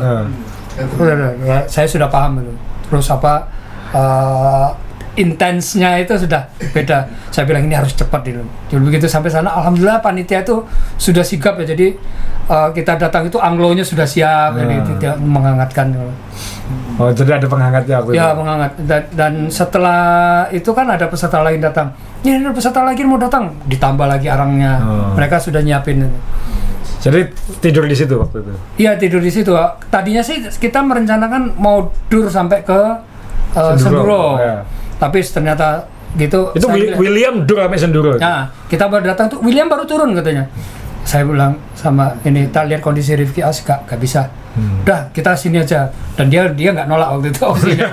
udah di sini aja gitu. Ya. Sampai jam berapa di Ranupani? Ranupani itu jam 2. Tidur di situ sampai? Ya, hanya tidur di situ sampai subuh. Kayaknya apa baru berangkat jam 6 waktu? Jam 6? Iya. Ya. Rifki sempat nego, kita berangkat agak siang. Jangan, lu bilang, kalau agak siang tambah di sini kamu tambah malas nanti. Cepat turun aja. Nanti diturun tempat bawah hangat gitu. Hangat ya. Dan saya terima kasih sekali sama teman panitia yang di Ranupane gitu ya. Jadi benar-benar singgap menyediakan makanan semua. Jadi mereka lihat dari dot itu pergerakan, oh ini sudah dekat, mereka sudah ngangetin Udah air, nyiapin, ya. pakai air dan segala macam. Jadi nggak nyediakan sambutannya tuh benar-benar yang kita butuhkan, bukan sambutan tari-tarian atau apa. Yang kita perlu. Tari-tarian jam 2 pagi Pak. Siapa tahu mas sebenarnya, oh ini biar seneng gitu ya. Mereka kasih tari-tarian atau topeng monyet, kita nggak perlu itu. Ya, karena Abah turun tuh, kita naik dari Gubuk Kelakah itu naik loh apa belum jalan. Oh ini KHU ini di atas ini ya. Belum. Jadi jam 6 itu sudah, ayo sedang berangkat. Saya nangkap sebenarnya Rivi masih enggan gitu loh. Karena sebenarnya hari itu kan bisa diharap diri ke finish kan Pak? Iya betul. Jadi kan kalau misalnya istirahatnya bagus kan sebenarnya didurkan sampai finish enak. Jadi maunya kita itu pokoknya cari tempat yang hangat dulu, nanti di situ mau mikir apa, mau istirahat atau apa gitu. Karena dari CP Ranupani ke finish teman-teman itu hanya 220 kilo. 220 Dan itu tanjakannya tinggal gumitir lah. Ini betul. Kan. Nah, cuman yang tidak kita perhitungkan ternyata gravelnya kan seperti itu. Tapi saya kan waktu itu masih sebelum Gubuk Kelakah, pas mau Gubuk Kelakah. Jadi saya masih sisa 250-an. 250-an. Jadi 250 sampai 260. Jadi saya touch and go, 50-50 antara tidur atau istirahat. Tapi saya kan ngelihatnya ke belakang, bukan ngelihat ke Abah. Tapi Joko udah bilang itu malam sebelum jemplang itu, Mas besok didurkan finish kan ya. Udah males nyuci lagi, sudah males goes lagi. Aku juga udah males goes lagi. Udah nggak usah nyuci malam ini. Jadi kita malam terakhir itu nggak nyuci, udah baju terakhir kita, udah itu yang kita pakai. Iya, jadi kita pakai sampai hari terakhir, terus kita niati finish itu kayak gitu. Nah, itu start Ranupani itu saya juga bilang sama Regi, pokoknya ini kita hajar sampai finish. Sak tekone jam piro ngono ya. Kita juga gitu. Dan meleset terus ya, kita pikir jam 9.10 udah finish, ternyata jam setengah 12 ya. Karena gravelnya ternyata lebih berat dari yang kita bayangkan kan. Jadi kalau teman-teman, kalau saya bandingkan Dendels itu gravel level 2 sebenarnya. Kalau 1 sampai 10 ya. Dendels itu 2. Itu gravel level 2 sebenarnya. Ranupani itu level 9. Ranupani apa namanya? Gumitir itu level 9. Karena sudah almost unrideable udah kayak gitu. Ya karena kita nggak pakai sepeda gravel ya. Saya pakai ban 30 aja kesulitan gitu. Ya, jadi ya Oni yang pakai ban 32 Aku pakai ban 32 mah, duduk. Itu ada jalanannya kan turun gitu ya. Iya. Itu kalau buat menggunakan nyaman kalau pakai sepeda yang full sus. Bukan susah, gravel bike ban 40 Ya, itu itu nyaman. gampang banget ya, gampang banget. Jadi ya akhirnya saya nonton itu yang saya bikin video di main sepeda itu kan, bahwa Jadi apa artinya lah nonton 1 jam dibandingkan dengan goes 100 jam yang sudah kita lakukan. Ternyata bapaknya Yusuf Kibar juga ngomong gitu, apalah artinya nonton 1 kilo 1 jam dibandingin 100 jam ini gitu. Jadi rute 1000 kilo yang sudah kita lewati ini. Nah, dari turun sampai Senduro kita sempat sarapan. Nah, perjalanan dari Senduro sampai Lumajang itu kan turun terus. Nah, itu sempat microslip ya. Oh. Reviewnya minta berhenti, ya udah berhenti dulu, tidur. Oh tidur ya, tak kasih jatah waktu 10 menit. Jangan ada. tak pakai kertas. Nah, tidur. Nah, sambil dia tidur saya lihat grup, tak lihat Mas A gini. Udah mulai ngajak buku kaki. Udah finish jemplang gitu. Udah mau turunan kan. Begitu dia bangun, ayo jalan. Masalahnya sudah sampai mau Ranupane. Jalan terus. Nah, itu yang berat juga dari. Kamu datang hitung aku di mana terus ya di bawah ya. Ya, tetap harus mantau. Karena kalau jaraknya tunggal 5 kilo nanti Capsek berubah pikiran. Belajar kita. Kita waktu itu aman ya juga. Kita merasa aman waktu kita lihat wah ini jaraknya 80 kilo. Tapi mereka nggak tidur malam itu. Yang belakang kita tuh nggak tidur. Jadi makanya di Gubuk Laka tuh harusnya berangkat jam 6, jam 5 saya udah jok bangun berangkat. Itu sudah ya itu terus begitu kita keluar dari penginapan tiba-tiba Om Rey lewat itu. Om Rey kok lewat di depanku. Ternyata tidak bisa sesantai kayak di EJC Mas. Iya. Terus bilang, wah, terus ya dia bilang itu ya. Nah, aku bilang ya kamu ceritain sendiri aja nanti, jangan kita kayak gitu. Om Rey bilang kok nanti kalau ada kehebohan kamu kamu tahu apa yang harus kamu lakukan. Dia ngomongnya kayak gitu, bilang kehebohan apa? Kan aku nggak tahu, aku tidur. Kayak gitu. Udahlah pokoknya nanti udah kamu ceritain sendiri aja, aku bilang kayak gitu. Aku fokus sekarang pikir, aku udah mau jemplangin udah, aku nggak mikirin yang lain. Nah, kalau hari terakhir itu kendala yang mulai muncul itu fisik dari saya. Jadi waktu Itu melelahkan loh, Bah. Lumajang ke Jember itu. Bah. Nah, begitu Itu sudah nyebelin itu, ya? sudah mau masuk Jember, lewat dari Jember baru mulai kerasa. Saya kesulitan untuk ndangak. Berat Mas kepala ini. Jadi kepalanya gini terus ndangak. Nah, saya langsung ingat si siapa yang kemarin juara EJC yang 40 Mas? Tommy atau siapa ya namanya ya? Lupa saya, anak Jakarta tapi nah, itu waktu di Ranupane ketemu. Dia masuk Ranupane setelah saya. Dia cerita kalau dia sudah posisi gini kesulitan untuk ngangkat kepala kalau pada ini. Jadi kesulitan. Nah, itu dia sempat ketemu Dokter Ayu, sama Dokter Ayu bilang, "Ya, ini wajar ini karena sudah ini kuncinya apa? Ya nggak bisa obat. Pokoknya intinya harus istirahat gitu. Karena ini sudah over itu." Nah, saya mengalami itu. Berarti yang kayak ini tadi ya.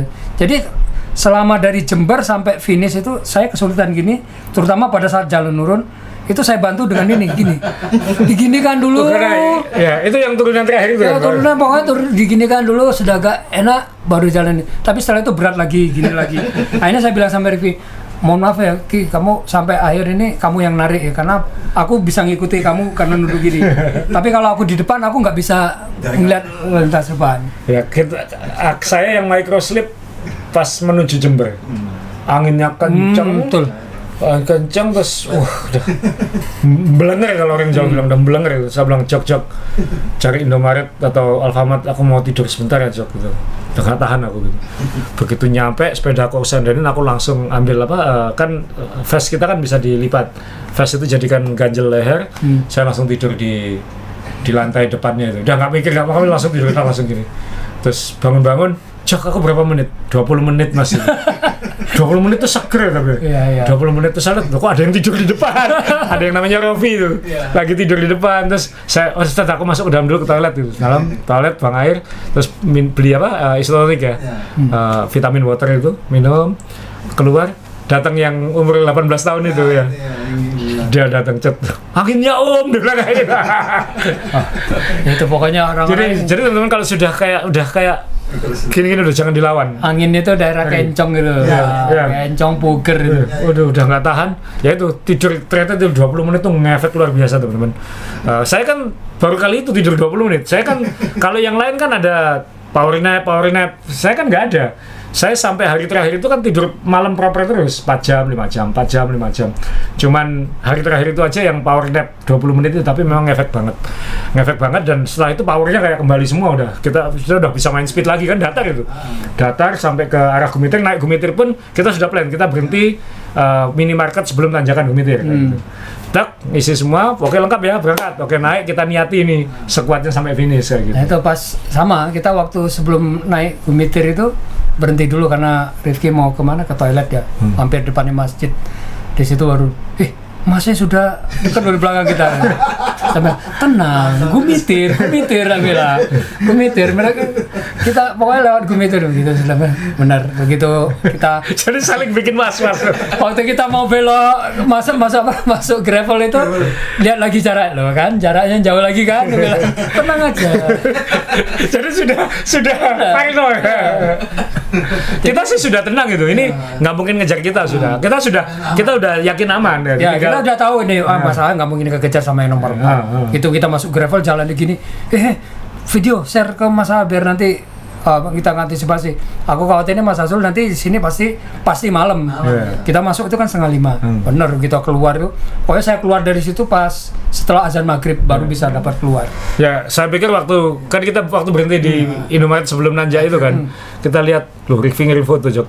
Ini nakut-nakuti atau apa ini? Ini nakut-nakuti ini ya. Jangan lagi gini. Gini aja, kamu nginep aja.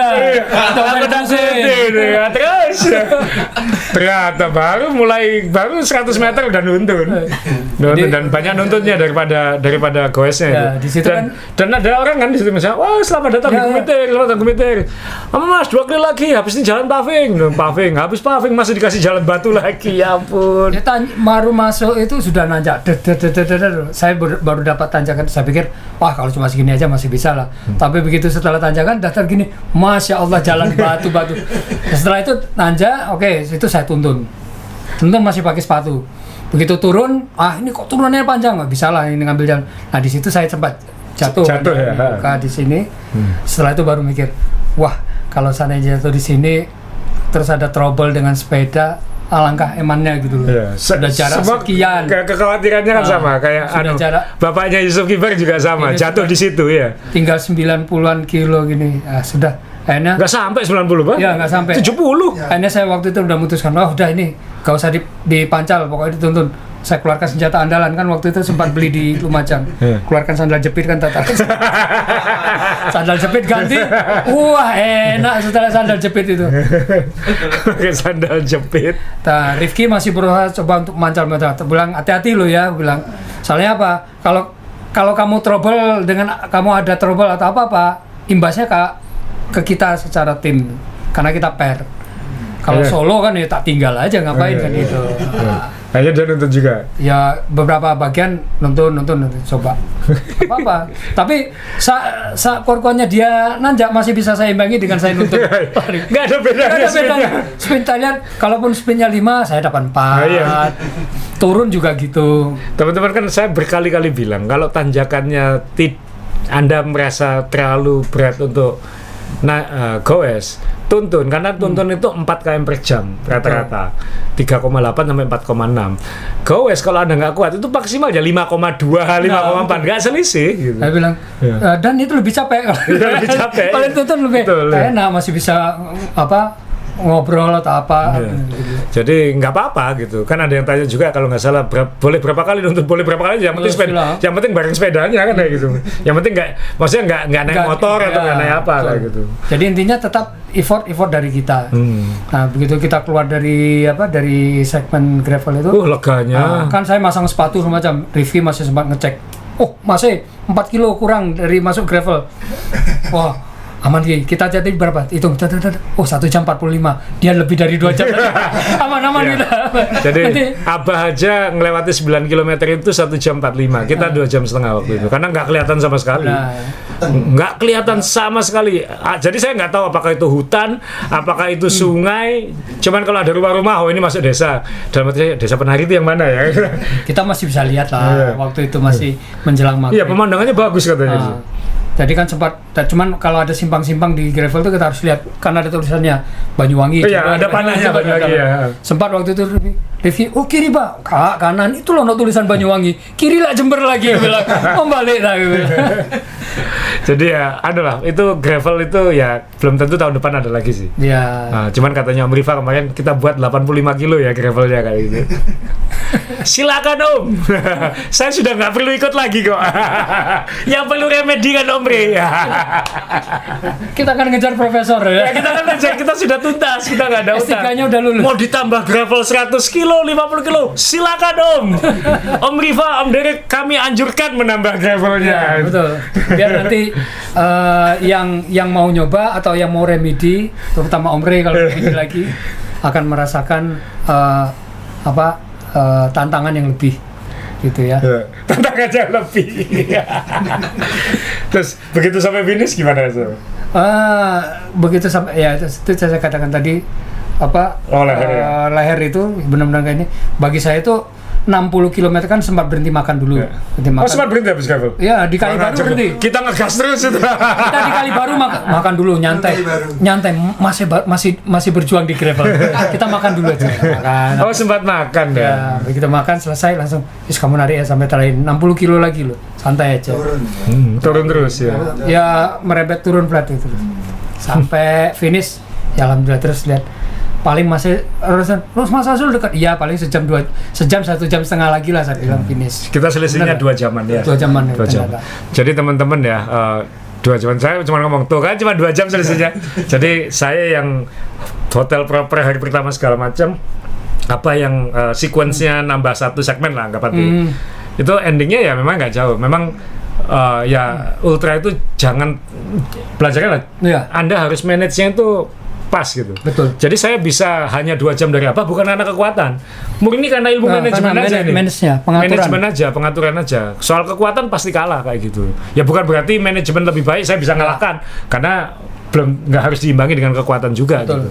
Cuman ya buat teman-teman yang lain kan yang tanpa plan itu sejak EJJ atau sejak kenal ultra memang plan your ride your plan. Sedetail apapun plannya, maksudnya tidak harus detail seperti saya yang seperti ini, tapi misalnya cukup dengan ancer-ancer yang pasti punya target dan target itu realistis dengan kemampuan pribadinya kan gitu. Nah itu akan sangat membantu planning gitu. Kayak kita ambil aja ya, mohon maaf ini Dok Ayu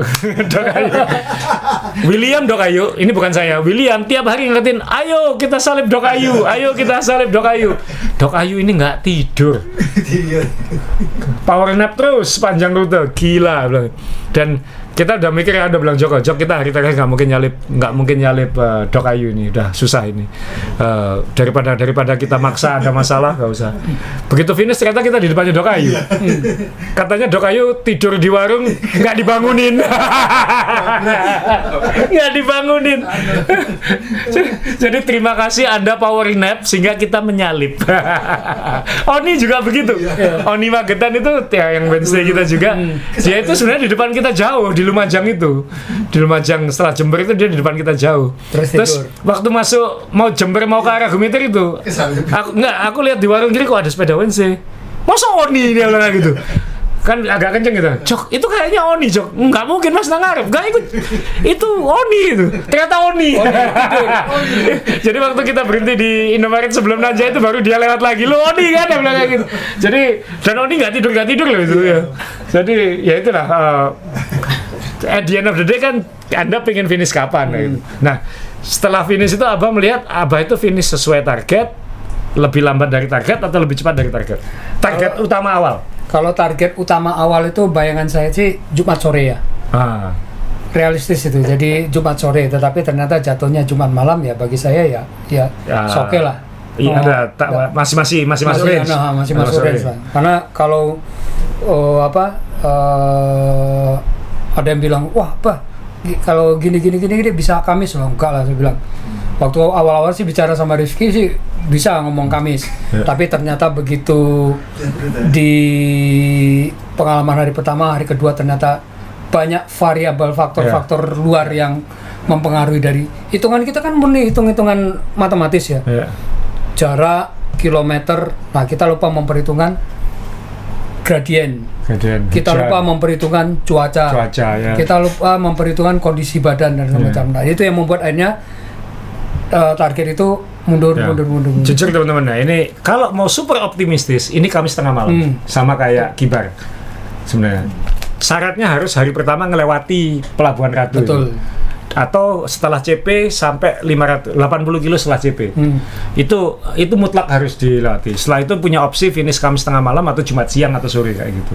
Jadi, tinggal nanti di Jembernya mau gimana. Jadi saking banyaknya variabel ini, saya melihat bahwasanya ultra ini, makanya teman-teman ada bilang, wah lebih berat EJC, wah lebih berat Bentang Jawa. Tergantung, bisa disamakan. Ya, tergantung variabelnya. Variabelnya beda. Kemarin kan ada yang bilang, Mas EJC lebih berat awalnya. Memang kalau dilihat total gradiennya banyak EJC, tapi variabelnya banyak Bentang Jawa. Karena satu ini kita melewati wilayah-wilayah yang kulturnya beda-beda, yang orangnya beda-beda, Banten, Jawa Barat, Jawa Tengah, Jogja, Jawa Timur, dan itu karakter jalannya beda, karakter tanjak. Kalau Jawa Timur ini kan relatif sama ya, homogen ya, tanjakannya panjang, konstan kayak gitu. Nah, Jawa Barat itu misalnya benar-benar gigi hiu. Yang nyebelin lagi itu antara Bantul sampai Pacitan itu, yang kita melewati Panggang. Panggang itu berat, panjang, belasan hampir 20% konstan, kayak hampir kayak jemplang, nggak sebuah jemplang tapi hampir kayak jemplang. Habis itu kita naik turun rolling di atas bukit. Habis itu sebelum Praci Mantoro itu tajam-tajam. Ya, 20% turun, 18% turun, 20% turun, gitu. Sempat ada 25 turun. Terus habis itu masuk ke JLS ke arah Pacitan, rolling lagi, naik turun. Jadi ya ampun saya masih ingat itu WA-nya Mas Azuldi itu di grup itu. Praci Mantoro tanjakannya kayak entut. Iya. Itu yang paling saya benci, Pak. Yang paling karena itu di Bandul nggak bisa, ya kan? Karena kalau di Bandul terlalu jauh kan jaraknya. Iya. Kalau deket oke lah. Dan untuk ya alhamdulillah sih saya nggak ada nuntun sama sekali sih, saya benar-benar hanya nuntun di Jemplang gitu. Cuman kalau buat apa yang paling nyebelin di mana? Apanya? Bus dari 1.500 itu yang paling nyebelin sebelah mana? Kalau Jemplang karena sudah memprediksi bakal nuntun ya, bagi saya bukan sesuatu yang nyebelin. Iya, saya Jemplang juga ya. Yang nyebelin banget itu ya ini alas kumiter itu yang gravel itu. Ya, karena saya mangkal bukan karena diri saya, tapi saya mangkalnya karena ya lebih ke faktor saya juga kan ngamati masalah transportasi ya. Jadi ini dosen ya? Jadi saya tahu alasannya kenapa alas kumiter itu harus dibuat jalan alternatif seperti itu, karena ada kendala di rute utamanya sehingga harus ditutup dan harus diputarkan lewat situ untuk masyarakat. Lah kalau memang dibuatkan rute alternatif, rute alternatifnya tuh yang humanis lah, yang bisa dilewati manusia dengan nyaman. Lah ini kesannya kayaknya, pokoknya kamu diputarkan lewat situ, masalah itu nyaman atau enggak bukan urusan. Saya bilang kalau sekedar untuk ditimbun sirtu dipadatkan bisa lah. Kalau saya gini Pak, begitu masuk Jawa Timur, jalan provinsi, saya sudah misu-misu terus. Jalan Jawa Timur kayak gitu. Jadi bumpy banget lah, maksudnya ini tangan saya luka dan ini bernanah ya teman-teman. Jadi saya nggak bisa salaman, ini saya harus ganjel Handy Plus setiap memakai glove karena sakit banget. Padahal saya pakai glove yang saya pakai di Unbound yang sangat nyaman itu, nggak bisa, bumpy-nya nggak tahan banget. Terus ya itu tadi, kalau memang itu kenapa kok jalan alternatifnya nggak dikondisikan lah, masa kan nggak harus perfect gitu. Iya, nggak harus perfect tapi bisa dilewati. Sekedar sirtu yang dipadatkan itu saya rasa mampu. Cuma tinggal masalahnya mau. Ya, jadi ya ini Ultra ini juga mengajari kita tentang bagaimana kita bisa lewat kok daerah mana. Terus ini pemerintahnya nggak beres. itu kerasa kok di daerah mana itu kerasa ya. Betul. Kerasa gitu. Ini kota ini bagus kayak kota ini bagus, notonya bagus, jalannya bagus. Kemudian trotoarnya bagus, sampahnya ada kota yang sampahnya di mana-mana. Nah itu kita bisa melihat daerah mana yang jadi saya benar apa enggak. Melihat kalau cyclist ultra ini ya, setelah dengan ini mereka benar-benar kalau tidak hanya sekedar fokus dengan sepedaannya, mereka juga bisa menjadi orang-orang yang kritis gitu loh, kritis terhadap lingkungan. Kalau tidur nggak tidur ya nggak bisa, Pak. Nah makanya. Fokusnya ke depan. Nah, ini kan karena pas lomba, Mas. Maksudnya untuk kesehariannya mereka hobi bolang itu mereka seharusnya ya semua pemerintah itu memang hobi sepeda seperti kita yang di goes panjang itu supaya tahu kan saja kayak gimana. Ya, jadi kalau seandainya bersepeda saja jalan nyaman, pakai untuk kendaraan roda 2 atau Jauh lebih mobil nyaman. pasti akan nyaman. Nyaman ya. Jadi ini tolak ukurnya tuh di situ kalau mau.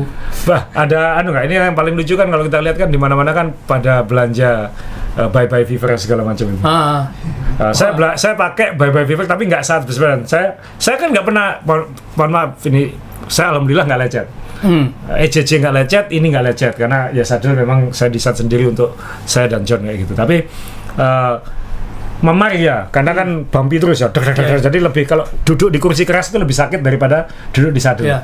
Nah, tapi saya alhamdulillah nggak lecet. Tapi kan saya penasaran sama teman-teman karena pakai bye-bye fever itu. Dan itu kan Zaki ngomong di podcast kita kan, bye-bye fever itu sejak saat itu kan agak viral gitu. Nah, memang adem sih, Pak. Saya pasang waktu di hotel. Saya belajar ya. Jok aku mau beli, aku pengen tahu sih rasanya ya apa. Memang adem karena gelnya itu kan mengandung mint ya. Iya.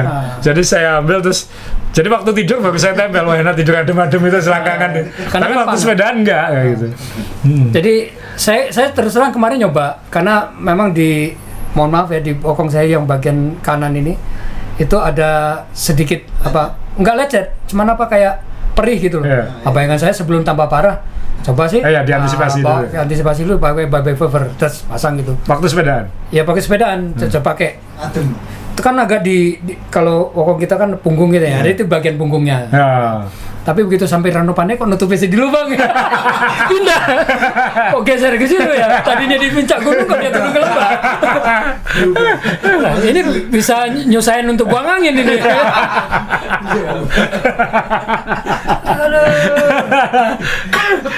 Tapi ya lucu Mas, waktu saya di CP di Ranupane itu masuk ke toiletnya, waduh ini bye-bye fevernya siapa aja di sini nih. Wah teman-teman ya. Jadi bye-bye fever itu kan nempelnya hanya satu sisi ke yang kulit. Di sininya nggak ada tempelan, jadi geser-geser. Dia pindah gitu loh dari puncak gunung ke lembah. Dan di lembah itu ada reservoir. Rifki juga nggak apa-apa aman. Oh aman dia kayaknya. Saya lihat karena kalau dari belakang tuh kelihatan nggak megal-megol itu berarti. Joko aman. Agak lecet. Joko udah bibnya double hari. Bib double. Iya, bibnya double. Nah, ini juga karena udah pengen finish itu. Kalau yang tadi saya katakan kan di ECC, di Bentang Jawa, kenapa beda? Ya ternyata variabelnya kan beda. Yeah. Nah, ini mungkin cocok untuk teman-teman yang mungkin sekolah di sekolah-sekolah keolahragaan gitu ya, untuk menjadikan sebagai bahan untuk tesis mungkin atau disertasi lah yang lebih tinggi S3. Jadi studi pengaruh hubungan kecepatan berdasarkan elevasi dan macam akademisi. Itu cocok. Kalau saya cukup bilang gigi hiu atau tanjakan panjang kayak gitu aja, atau gigi tumpul kayak gitu. Dan karakternya beda-beda dilewati. Dan variabelnya kan juga ada masuk UMKM gitu. Ya. Berapa? Saya akrab pokoknya seminggu. Saya sama Joko jadi fans sama Rocket Chicken. Loh, kalau saya paling akrab itu apa? Mas, ST Jumbo pinggir jalan. Pokoknya kalau siang kilometer, kalau pas siang panas itu Rifki langsung, Ki berhenti, booster. Dia udah tahu kalau booster itu pasti ST. Nah, buat apa ini? Kan kita sudah alhamdulillah nih, selamat Mas. Kita sudah menuntaskan Bentang Jawa dan double podium untuk Wednesday. Kita hanya kalah dengan juara Bentang Jawa tahun lalu dan bapaknya yang juga kuat. Jadi terima kasih Kibar, kamu ikut pair dengan bapakmu. Kenapa? Kamu membuat kita lebih kredibel. Ya. Karena kita kalahnya sama kalian. Kalah dengan orang-orang yang memang layak gitu. Jadi terima kasih. Jadi membuat kita kelihatan hebat gitu ya. Jadi orang bilang kalahnya sama Kibar sama Pak Miswanto. Wah, wajar. Loh saya lebih juara satunya siapa? Yusuf Kibar. Juara ini siapa? Abbas gitu. Berarti apalagi umpama kita ikut gitu ya. Aku juara 2, juara 1 coba Pogi. Tambah lagi kan lebih bangga lagi gitu. Kira-kira seperti itulah. Jadi ya buat teman-teman panitia Bentang Jawa, terima kasih banyak atas eventnya. Saya cuma mohon maaf kalau sempat merepoti teman-teman karena mohon memaklumi ketika ada banyak orang yang pengen bertemu dan berfoto dengan saya sepanjang jalan. Itu sejak Pangandaran ya, itu kita udah diminta foto segala macam, dan kalau sampai ada bagian-bagian pemerintahan atau yang berwajib sempat menghubungi Bentang Jawa ingin menawarkan pengawalan-pengawalan segala macam, mohon dimaklumi gitu. Ya. Tapi saya bicara dengan Mas Dery karena Mas Dery kan teman lama juga, karena dulu beliau yang membantu saya waktu saya mau beli McLaren Tarmac dulu, dan yang fitting saya juga waktu beli McLaren itu. Dan Mas Dery kan tahu saya orangnya sportif gitu, jadi tolong maklumi, saya juga akan coba komunikasi ke semua, termasuk bikin postingan di Main Sepeda bahwa tolong jangan bantu saya, jangan kasih saya makanan, jangan dekati saya kalau bisa kayak gitu. Tapi percayalah Mas Derek bahwa yang saya alami ini bukan dukungan moral, ini beban moral. Karena bayangin Mbak, kita naik di Malang tuh ada teman demikian, bukan teman, saya nggak kenal, pegang tulisan gini, Mas Azza tolong berhenti mau foto. Nah karena kondisinya cepat kan saya nggak mungkin berhenti lu terus itu ditungguin lagi di tanjakan, diuber ditungguin lagi di tanjakan, ya sudah saya terus Mas selfie ya, cek saya jalan lagi kayak gitu. Nah, terus kalau misalnya ada yang apa tolong jauh itu kita lakukan. Jadi saya tidak ingin mengulangi teman-teman. Saya seperti postingan sepeda saya di Bentang Jawa sebelum event dimulai adalah, tolong Tuhan izinkan saya menuntaskan event ini supaya saya tidak harus mengulanginya lagi. Ya. Jadi terima kasih Tuhan, terima kasih doa orang tua sama keluarga dan lain-lain yang teman-teman yang mendoakan kita finish. Yang perlu saya tambahin Mas, jadi intinya itu ya seperti yang menyambung yang Mas Azrul bilang tadi. Jadi kita berusaha untuk fair ya dengan aturan. Ya salah satu aturan adalah kita tidak boleh mendapatkan support dalam bentuk materi maupun support secara moral gitu loh. Jadi itu yang membuat kita sedikit tampak aneh gitu ya mungkin ya, ketemu di jalan kok kayaknya sombong, enggak. Karena kita berusaha untuk menjaga fair dengan teman peserta-peserta lain. Ya, dan ini kan juga saya juga dapat ucapan dari teman-teman di DPL yang biasa menyelenggarakan promo dan EJJ dan lain-lain. Mas selamat ya, kenapa Anda bisa podium di eventnya orang kayak gitu.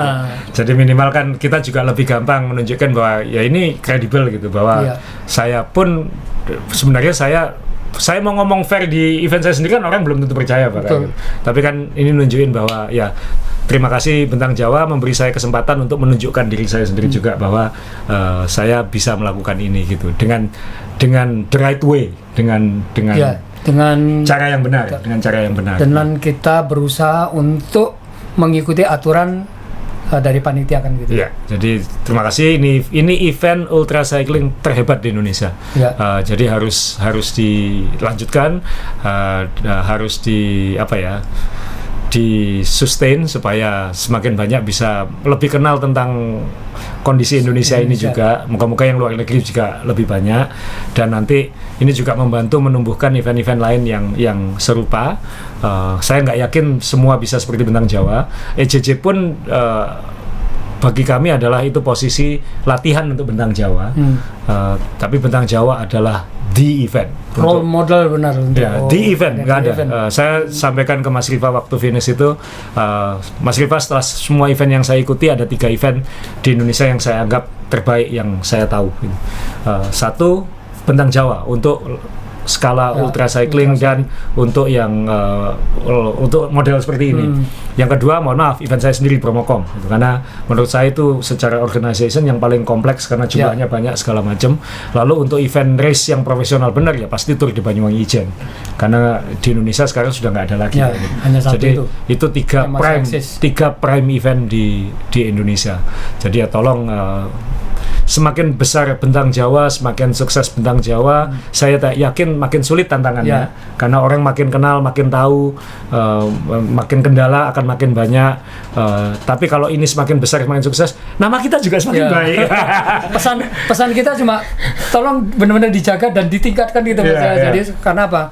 Karena nanti orang-orang kan semakin akan mengarah ke sana. Yang cyclist ultra yang mungkin masih nanggung atau yang sudah lama tapi belum ikut ini semakin akan tertarik untuk ikut gitu ya. Dan 5 tahun lagi, 10 tahun lagi saya bilang saya pernah finish 3 besar fair kan di webnya tuh ada nanti 2025. Selamat Raya. Ada listnya. Ada listnya selamat Raya. Oke, ulangi ya. Jangan sampai tidak tertulis di situ Iya. namanya.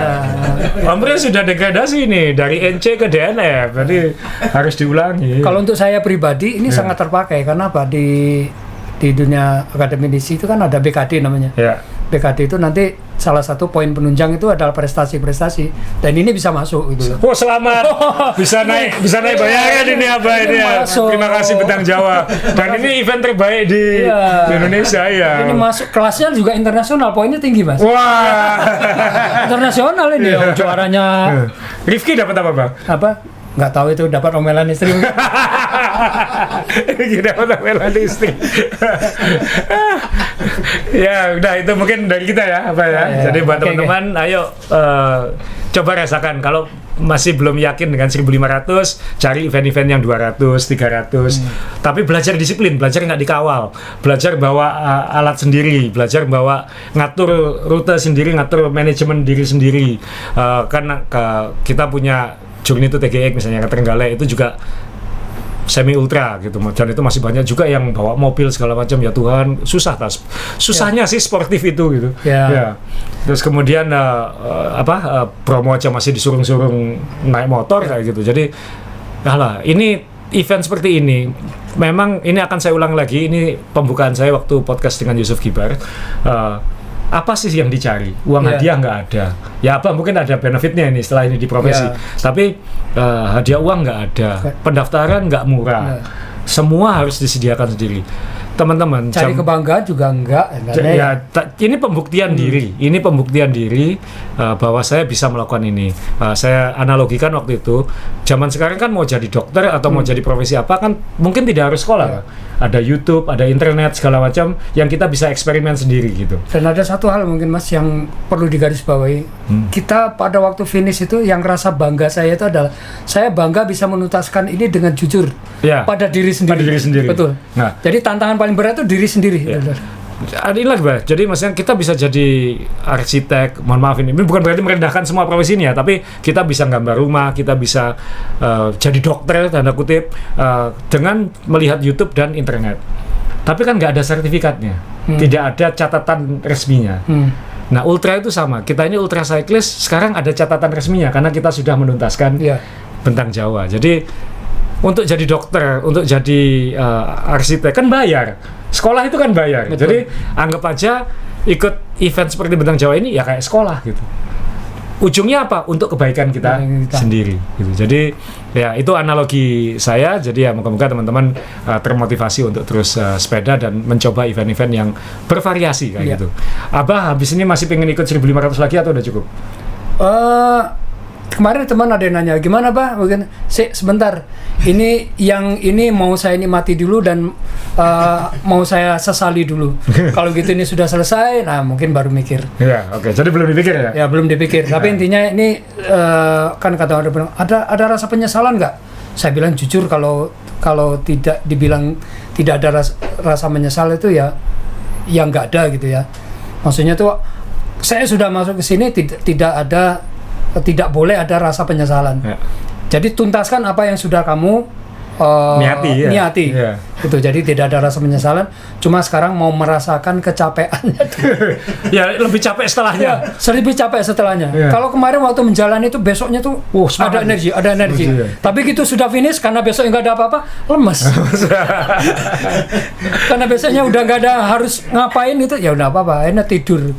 Dari mulai Banyuwangi sampai Gresik mana naik mobil tidur aja. Jadi benar-benar di situ menikmati lah. Jadi kita buat teman-teman yang sudah finish Bentang Jawa tahun ini selamat. Sampai ketemu di event-event lain. Kita jadi kita jadi kenalan baru, networking baru, keluarga baru. Bagi yang sudah pernah izinkan kami bergabung jadi keluarga baru. Sekarang teman-teman saya semua sudah resmi jadi Ultraman. Jadi selama ini kan orang kenalnya saya cuma balapan-balapan pendek gitu ya. Sekarang ternyata Basri bisa ya. Itu tadi kan. Kuat bolang ternyata. Nah, Joko kayaknya harus solo habis ini kan dia kemampuannya jauh di atas saya. Jadi dia kamu pengen ikut solo habis ini? Insya Allah dia pengen ikut solo. Jadi kalau saya sih saya sudah Ya pair ya, saya sudah pair EJJ nomor 1 dengan Joko. Persaingannya Bentang Jawa harusnya lebih berat, jauh lebih berat, dan bisa nomor 3. Jadi tahun ini saya kumlot tuh.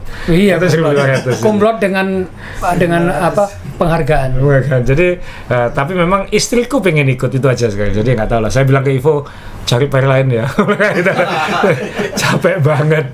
Ya tapi ya nanti mungkin minggu depan ditanya udah beda lagi. Kan. Betul. Kan kita juga sudah punya pengalaman ya, Pak. Betul. Kita sudah punya pengalaman. Jadi jangan pernah tanya cyclist itu kamu kapok enggak. Jangan percaya karena cyclist itu salah satu jargonnya adalah orang yang tidak dapat dipercaya. Omongannya. Hari ini bilang kapok ternyata besok ikut lagi. Oke, terima kasih teman-teman semua. Terima kasih Abah, Rifki, Ya, Joko.